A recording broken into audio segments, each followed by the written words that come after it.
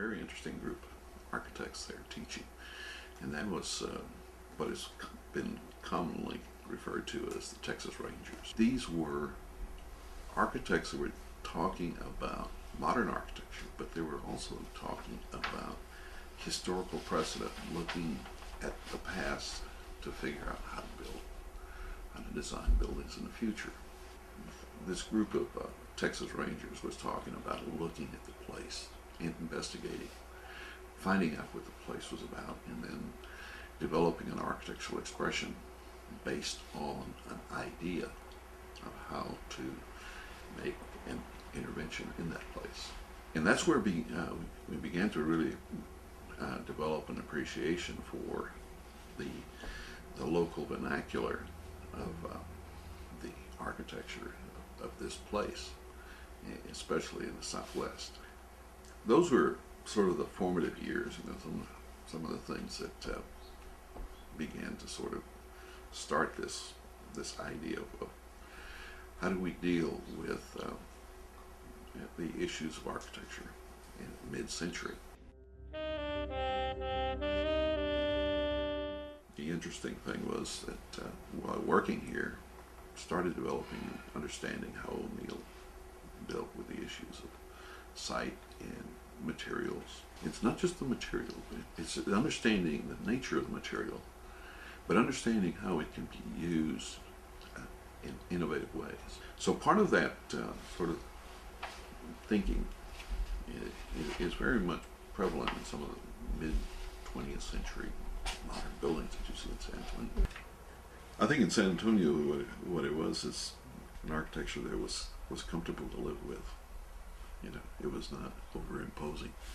We've got a state in architecture that we really need to do something about. We are building buildings today that are becoming disposable. And if we design buildings that are going to be disposable buildings, then we are essentially wasting our culture. Our buildings are, an expression of who we are, and they're really an archive of who we've been.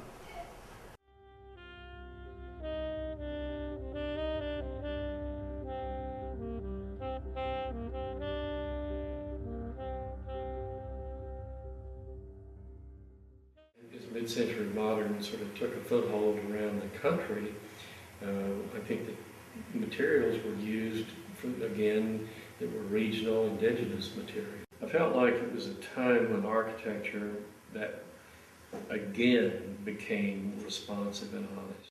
It was one of the first times that there was a great amount of structural expression.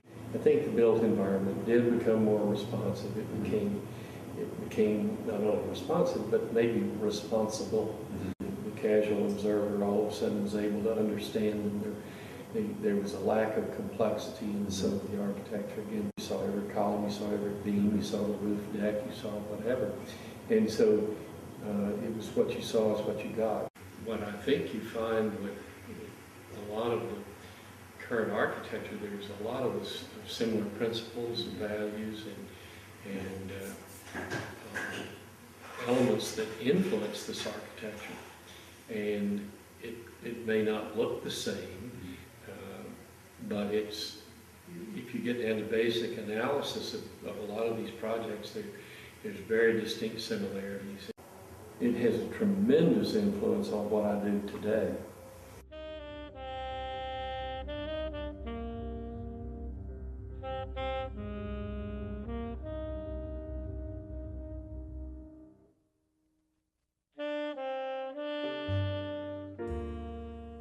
God bless Neil with an understanding of architecture, an understanding of design and materials and forms and spaces that very few people throughout history have been as blessed as Neil.